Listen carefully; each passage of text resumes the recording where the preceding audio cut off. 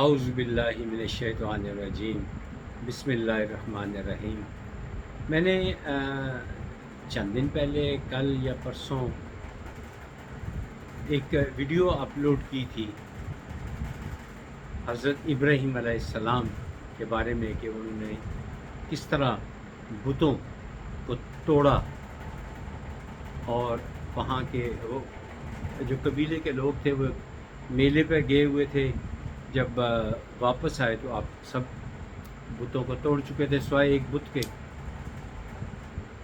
تو سب کو شک پڑا کہ یہ ہو نہ ہو یہ ابراہیم ہی ہو سکتا اور کوئی نہیں ہو سکتا، کیونکہ آپ کے والد وہ بھی کافر تھا۔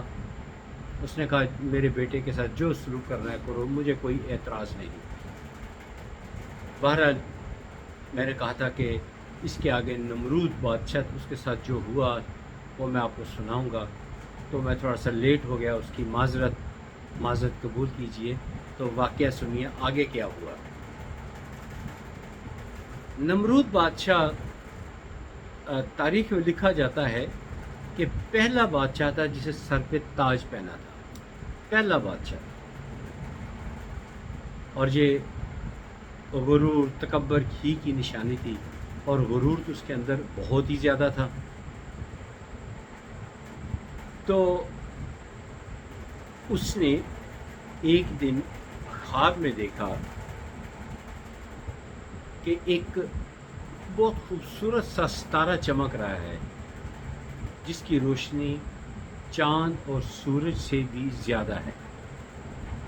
بہت بڑی سلطنت کا مالک تھا، بہت طاقتور حاکم تھا، بہت وسیع فوج رکھتا تھا، بہت زیادہ دولت تھی اس کے پاس، اور نجومی وغیرہ بھی اس کے دربار میں تھے۔ اس نے ان نجومیوں سے پوچھا کہ یہ کیا واقعہ ہے، یہ اس کا مقصد کیا ہے، بیان کیا جائے۔ تو جب یہ واقعہ بیان کیا گیا تو وہاں کے جو اس وقت کے لائق لوگ تھے، جو نجومی تھے، انہوں نے بتایا کہ ایک ایسا بچہ تمہاری قوم میں پیدا ہوگا جو تمہیں تباہ و برباد کر دے گا، تمہاری بادشاہ کو ختم کر دے گا۔ تو بادشاہ سمجھدار تھا، یعنی نمرود دنیا داری کے لحاظ سے بہت سمجھدار تھا۔ اس نے کہا کہ ٹھیک ہے، جو پیدا ہونے والا بچہ ہے اس کو قتل کر دیا جائے، اور جو خامد ہیں ان کو بیویوں سے دور کر دیا جائے۔ یہی کچھ فرعون نے بھی کیا تھا۔ بہرحال اللہ کی قدرت، اللہ ہر چیز پہ قادر، سبحان اللہ۔ حضرت ابراہیم علیہ السلام کی پیدائش ہوئی، آپ کی والدہ محترمہ نے خفیہ رکھا، اور ایک غار میں آپ اس کو دودھ پلاتی، آپ بڑے ہوتے رہے۔ اللہ تعالیٰ کی حکمت، آپ صحت مند بھی رہے، بیماریوں سے دور بھی رہے، خوش و خرم رہے، آباد رہے۔ جب کچھ بڑے ہوئے تو آپ کے چچا نے کہا کہ آؤ اب میری کچھ خدمت کرو، میرے ساتھ کام کرو، مزدوری کرو، تو تمہیں کچھ فائدہ حاصل ہوگا، تمہاری بہتری ہو جائے گی۔ وہ لے کر چل پڑے۔ آگے کا واقعہ تو میں آپ کو بتا چکا ہوں۔ جیسے ہی آپ باہر کی طرف نکلے تو لوگوں کو دیکھا کہ وہ اللہ تعالیٰ کے سوا یہ جو نمرود ہے اس کو سجدے کرتے ہیں، بتوں کو پوجتے ہیں، اللہ سے نہیں مانگتے بلکہ بتوں سے مانگتے ہیں۔ اس بات پہ افسوس ہوا۔ باقی واقعہ آپ نے سنا ہوا ہے کہ کس طرح میں نے سنایا تھا آپ کو کہ کس طرح انہوں نے تمام بت سوائے ایک کے سب کو توڑ ڈالا تھا۔ تو نمرود کو بڑا سخت غصہ آیا۔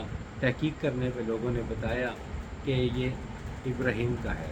ابراہیم کو بلایا گیا، ابراہیم نے کہا جی بالکل میں نے کیا ہے۔ تو 1 سال تک لکڑیاں اکٹھی کی گئیں کہ عبرت ناک سزا دی جائے اور آپ کو اس آگ میں ڈالا جائے۔ جب آگ بہت زیادہ بھڑک اٹھی، بہت دور تک اس کے شعلے جا رہے تھے، اس وقت اللہ کے فرشتوں نے اللہ تعالیٰ سے دعا کی یا اللہ ابراہیم خلیل اللہ آپ کا پیارا نبی ہے، اس کو جلایا جا رہا ہے، جلانے کی تیاری کی جا رہی ہے، اس کو بچایا جائے۔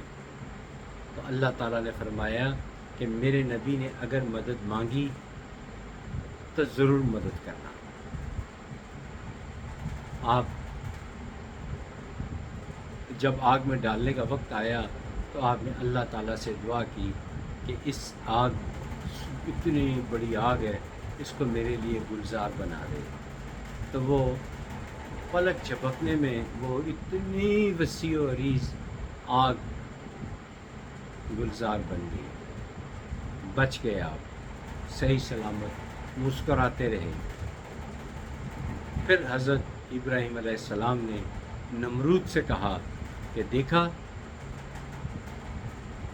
کہ میرا نبی، میرا اللہ، معاف کیجیے گا، میرا اللہ کتنا طاقتور ہے، تمہاری اتنے عرصے کی محنت رائے گا گئی، میں پھر بچ گیا۔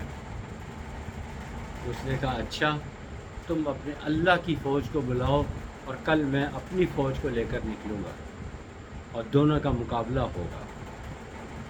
اور وہی ہوا۔ اگلے دن نمرود اپنی فوج، جو بہت وسیع و عریض اور جدید اسلحہ اس کے پاس تھا، وہ کھڑا ہو گیا، اور دوسری طرف سے اللہ تعالیٰ کی فوج یعنی مچھروں کی فوج وہ آ گئی۔ وہ اتنی تعداد میں تھی کہ اس نے ہر وہاں کے جو اس کے سپاہی تھے، فوجی تھے، ان سب کو کاٹا، ناکارہ کر دیا۔ اور ایک مچھر جس کے بارے میں کہا جاتا ہے کہ وہ لنگڑا تھا، مکمل بھی نہیں تھا، وہ ناک میں گھس گیا اور ناک سے گھسرتے ہوئے دماغ تک چلا گیا۔ وہ خاصا سٹ پٹایا، بہت پریشان ہوا، انتہائی تکلیف میں تھا، جھنجھلاہٹ کا شکار تھا، یہ مجھے کیا ہو گیا ہے۔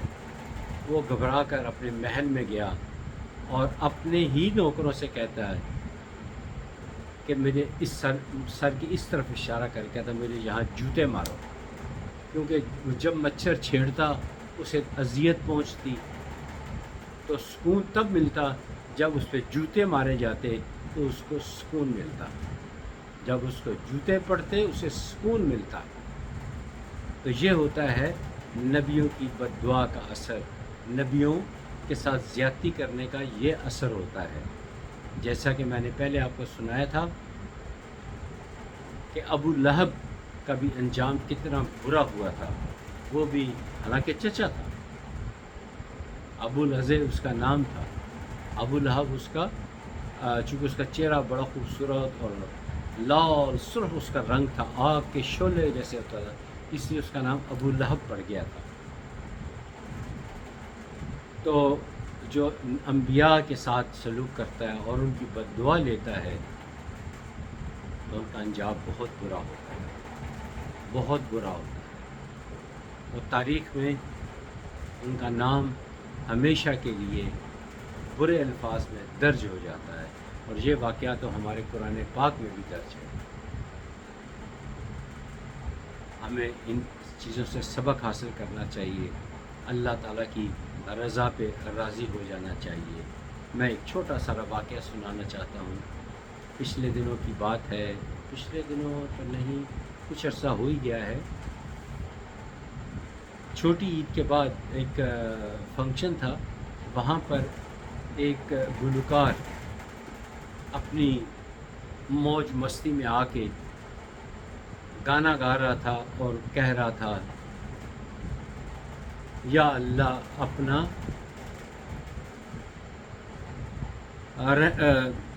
یا اللہ کیا انصاف کریں، ہاں، یا اللہ اپنا انصاف کریں، یا اللہ اپنا انصاف کریں، یا اللہ اپنا انصاف کریں۔ تو مجھے اس بات پہ بڑا دکھ ہوا، بہت دکھ ہوا۔ اللہ تعالیٰ سے کبھی انصاف نہیں مانگتے۔ تو میں نے اسٹیج سیکرٹری کو بلایا اور اسے کہا کہ اسے روکو۔ تو اس کو روکا گیا، تو وہ میرے پاس آیا تو کہتا ہے جی آپ نے مجھے روکا، خیریت ہے؟ میں نے کہا تم بہت غلط بات کر رہے تھے، اللہ تعالیٰ سے کبھی بھی انصاف نہیں مانگتے۔ اگر اللہ سے انصاف مانگے اور اللہ نے ہمیں ہمارے اعمال کے مطابق انصاف عطا کر دیا تو ہمارا کوئی حال نہیں ہے۔ اللہ تعالیٰ سے جب بھی مانگتے ہیں اللہ تعالیٰ سے اس کا رحم مانگتے ہیں، انصاف نہیں مانگتے۔ تم نے غلط کیا، تم ایک سجدہ استغفار کرو، اللہ تعالیٰ سے توبہ مانگو۔ میں بھی تمہارے حق میں دعا کرتا ہوں اللہ تعالیٰ تجھے معاف کرے، اور آئندہ کبھی یہ دعا نہ کرنا کہ اللہ تعالیٰ مجھے انصاف دے،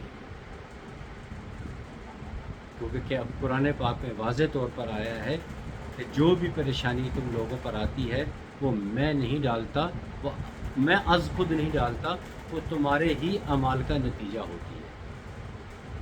تو اللہ تعالیٰ سے دعا کرنی چاہیے کہ اللہ تعالیٰ ہم پر اپنا رحم کرے، کرم فرمائے، رحیم رہے، کریم رہے، ستار رہے، پردہ رکھے ہمارا، اور غفار رہے، ہمارے گناہ معاف کرتا رہے۔ اللہ بڑی شان والے ہیں، بڑی شان والے ہیں، وہ معاف کر دیتے ہیں، معاف کر دیتے ہیں، معاف کر دیتے ہیں۔ یقین سے معافی مانگیے، اللہ ضرور معاف کریں گے۔ اگلی ویڈیو تک مجھے اجازت دیجیے، آپ سے پھر ملاقات ہوگی، تب تک اجازت دیجیے۔ بہت شکریہ، السلام علیکم۔